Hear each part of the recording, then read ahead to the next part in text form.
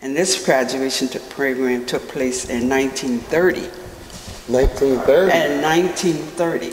We have one from 1928, 1932.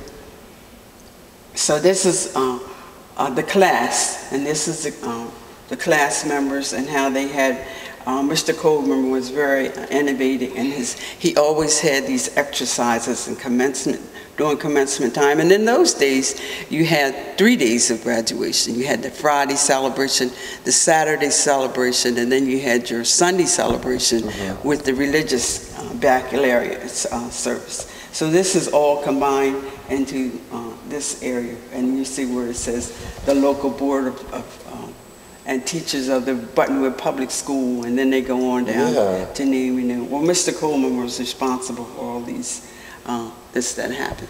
That's amazing. Okay. Yeah. Over here we have the original chalkboards. Those are the original chalkboards? These are the original chalkboards. Wow. These are some students that we have pictures of. People send us pictures and different things for our bulletin board. This is a graduation class in 1955. 1955? Yeah, and with Sylvester Wolford, the teacher, and Dolly Spates, teacher. Maybe that was the last one here. Yeah, this is the last graduating class. And that was in 1955? In 1955. Okay. Here we have a student who is now, he was 3 years old when this picture was taken. He has graduated from college and retired from General Motors. Oh, okay. Yeah, he was an accountant for General Motors, and he has since retired, but we have this picture. His mother gave it to us before she passed, of him sitting on the flagpole. So we have a lot of things to show. And what I would like to show you in here is very interesting. Excuse me. Because every room had a boy and girl's cloakroom. And in the cloakroom were hangers where they hung their coats and their hats. But what is unique about this room is septic tank. And we put the septic tanks were put in, and then during all the winter time, then the summertime they would come and they would clean them out. Right. So we found this underneath some boards, so we figured, well, we'll let that show so people realize what really happened during that period, and how we got our public facilities, sort of public anyway. Right, I hear you. These are called daisy glass windows, and all the schools, all the DuPont schools had daisy glass windows in them. This is an original, and then we had replicas made just like it because the other ones were too badly damaged. So we had these put in, and they're called daisy glass, and you'll see them all. And all the bathrooms will have all these windows in them. Well, with the details, I can see why they call them daisy glass. It looks like little petals coming through and intertwined. It does, and it lets the sunlight in, but it keeps it from becoming really bright. Really gives a great effect. Yes, it does. So we are in the boys' cloakroom after you. We are in the boys' cloakroom. We put the original little latches because they didn't have doorknobs in those days. Okay. Now this area over here is very interesting, and I understand it's roped off, so obviously that's why it first caught my attention. Is this like the actual, well, I know for space sake things may have been condensed, but generally was this the layout for the classrooms? This was the layout for the classrooms, the first grade, second grade, third grade, fourth grade, and we put different periods of desks. If I can come in here and let you see. Can I come in too? Or? Come in. And this is how the students sit. You know, your seat. Sit down one of your seat. Oh, can I actually sit down? Yes, you can sit down. At least I want to hold you. They trying to say something. They say I need to take the big desk. Okay. Wait a minute, this is up the front row. I never was guilty of sitting in the front of the class. This feels a little strange for me. Oh wow, this is neat. Now, does it open up? This one opens up.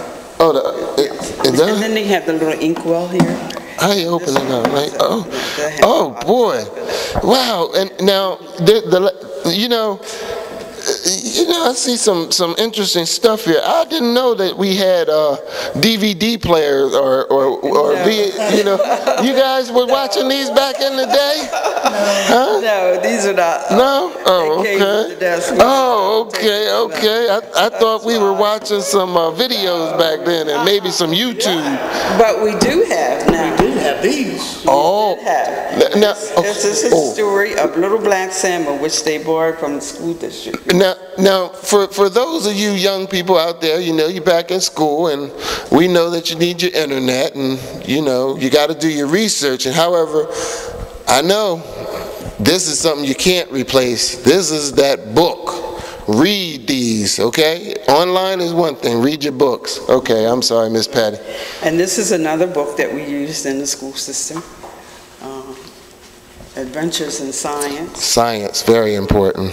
And here's another elementary book. Here we are. And while we're talking about books, we're looking for Dick and Jane. This is so cool. Here in a way. Books. These are all original books. Oh, these are the original books. Donated to us from a student, Dolores McRae. That was her speller. Oh, wow. And that is an original book. Activity speller. Activity speller. That is so But remember neat. that we got all of our books from the now Colonial School District. Yeah. But these were all, you can see they had their names in them, people wrote on them, all kinds of things. So by the time they arrived here, they were basically used. But you know what, Mr. Petty? When I was in school, which was several years later, that still occurred. And I recently interviewed my former school principal, Dr. Maurice Pritchett. Mm-hmm. And during that interview on In the Upper Room, I did say to him, it's not necessarily, you know, the condition of the book, it's how you apply the knowledge that's contained within.